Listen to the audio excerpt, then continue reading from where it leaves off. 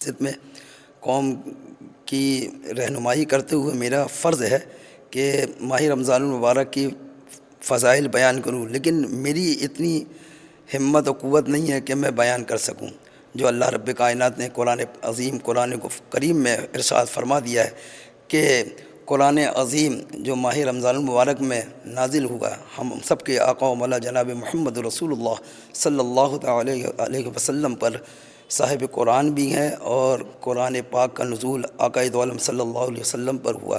یہ ہم بہت خوش نصیب ہیں کہ آقا کی امت میں ہم ان کی امتی بن کے آئے، اور اللہ تبارک و تعالیٰ کا بڑا احسان ہے، اور ہمارے رسول کریم صلی اللہ علیہ وسلم کا بڑا احسان ہے امتوں پر کہ انہوں نے اپنی اپنے امتیوں کو حافظ قرآن بنا کر اس انعام سے ہمیں نوازا۔ اور یہ قرآن عظیم ہم دیکھ کے تو پڑھتے ہیں، لیکن حافظ قرآن جو بغیر دیکھے ماہ رمضان میں محراب میں سناتے ہیں، یہ اللہ کا بڑا انعام ہے۔ یہ انعام اور کوئی قوم کو نہیں ملا۔ قوم داؤد بھی تھی، قوم موسیٰ بھی رہی، اور قوم موسیٰ کے علاوہ قوم عیسیٰ بھی رہی، اور بھی قرآن آسمانی کتابیں آئیں جن میں ان قوم کے نبی اس کتاب کے حافظ قرآن ہوتے تھے۔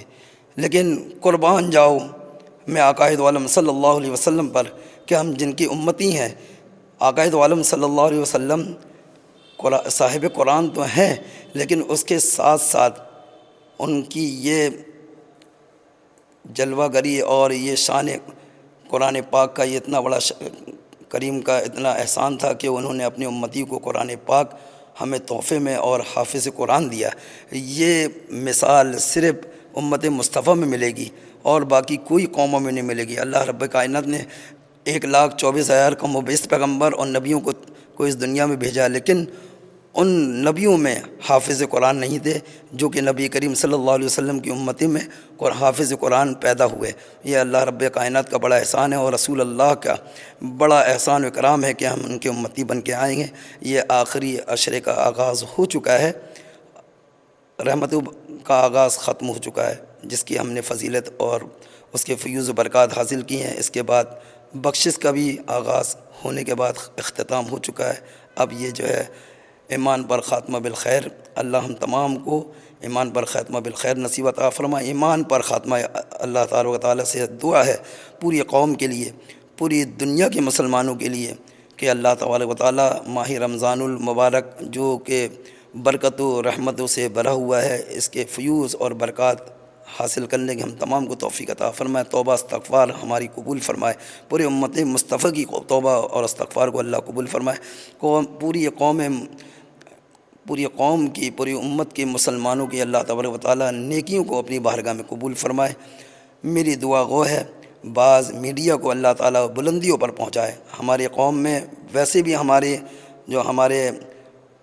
ہم قریب ہیں جو میڈیا میں اور پترکار میں بہت کم ہیں، میں اللہ کی بارگاہ میں دعا گو ہوں کہ اللہ تعالیٰ انہیں خوب بلندیوں پر پہنچائے، اور ان کا نام روشن، اور ہماری قوم کے لیے یہ ایسی خدمات کرتے رہیں تاکہ ہماری قوم میں جو مسائل ہیں وہ عام لوگوں تک بھی پہنچیں۔ ہمارے دینی مسائل ہوں یا دنیاوی مسائل ہوں، ان تمام مسائل کو یہ بڑی ذمہ داری سے اٹھائیں۔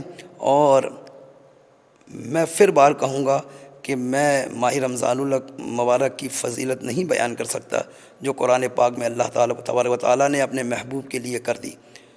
قرآن پاک اصل میں اللہ کا کلام تو ہم بولتے ہیں، لیکن میری جو ٹوٹی پھوٹی علمی لیاقت ہے، میں نے جو پڑھا ہے، میں نے جو سمجھا ہے کہ علماء کرام مفسرین فرماتے ہیں قرآن پاک اللہ کا کلام ہے، لیکن حقیقت میں یہ ہم اہل سنت والجماعت کے نزدیک نعت مصطفیٰ ہے۔ حضرت مفتی احمد یار خان صاحب نے اپنی کتاب ثانی حبیب الرحمن من آیت القرآن میں لکھا ہے کہ قرآن پاک اصل میں نعت مصطفیٰ ہے۔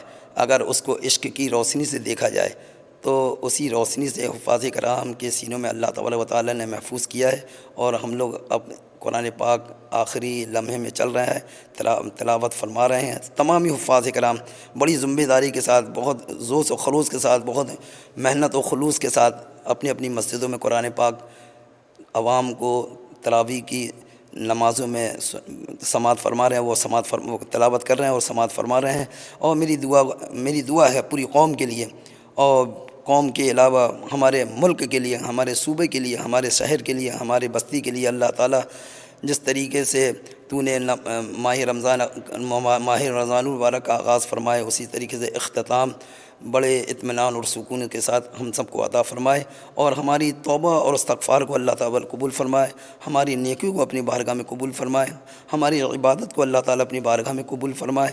ہم نے جو کچھ بھی ٹوٹے پھوٹے سجدے کیے ہیں مولا، میں دعا گو ہوں اللہ تعالیٰ ہم تمام کی عبادت کو، نیکیوں کو، افطار کو، جس طریقے سے ماہ رمضان مبارک ان لوگوں نے جوش و خلوص دکھاتے ہوئے روزہ افطار عام دعوت کا اہتمام جو کیا ہے، بڑا دل کھاتے ہوئے، اللہ ان تمام کی روزہ افطاروں کو، سحریوں کو، نمازوں کو، عبادات کو اپنی بارگاہ میں قبول فرمائے. اور میں اپنے ملک کے لیے بالخصوص دعا گو ہوں کہ اللہ ہمارے ملک ہندوستان کو سلامتی عطا فرما، ترقی عطا فرما، ہمارے صوبے کو ترقی عطا فرما، اس میں رہنے والے ہر قسم کے لوگوں کو بھلائی اور بھائی چارے کے ساتھ رہنے کی توفیق عطا فرما. اور ہم سب جو علامہ اقبال صاحب کا شعر ہے، سارے جہاں سے اچھا ہندوستاں ہمارا، اور ہم بلبلیں ہیں اس کی یہ گلشتہ ہمارا. اس کے ساتھ میں اختتام کرتا ہوں. میں بولنے کے لائق تو نہیں ہوں، لیکن میرے یہ جو جذبات ہیں دل کے، میں نے اس طریقے سے اپنے بیان کیا ہے، آپ کے جذبات آپ کے سامنے رکھا ہے. اس میں کوئی لرزش ہو تو آپ سے معافی کی بھی درخواست رکھتا ہوں. اللہ تعالیٰ اسے قبول فرمائے، اور ہم سب کو اللہ تعالیٰ ماہ رمضان المبارک کے برکتیں اور رحمت عطا فرمائے. اب یہ اختتام کے بعد پھر 11 مہینے انتظار کریں گے، پھر جا کے پھر ماہ رمضان آئے گا.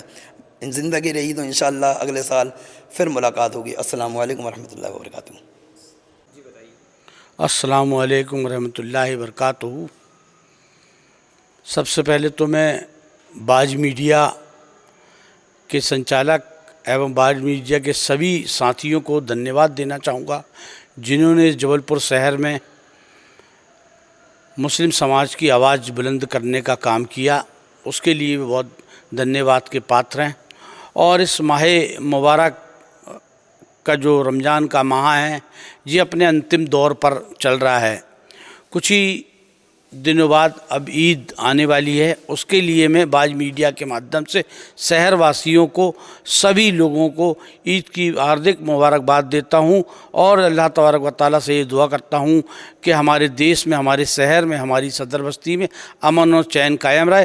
سب لوگ جس طریقے سے بھارتی سنسکرتی رہی ہے، یہاں پر رہنے بسنے والے لوگ جو سب مل جل کر عید مناتے رہیں، اسی طریقے سے بھی عید منائیں، اور اپنا عید کا جو تہوار ہے بہت اچھے سے منائیں. اس کے لیے میں باج میڈیا کو پھر سے بہت بہت دھنیہ واد دیتا ہوں. جے ہند، جے بھارت.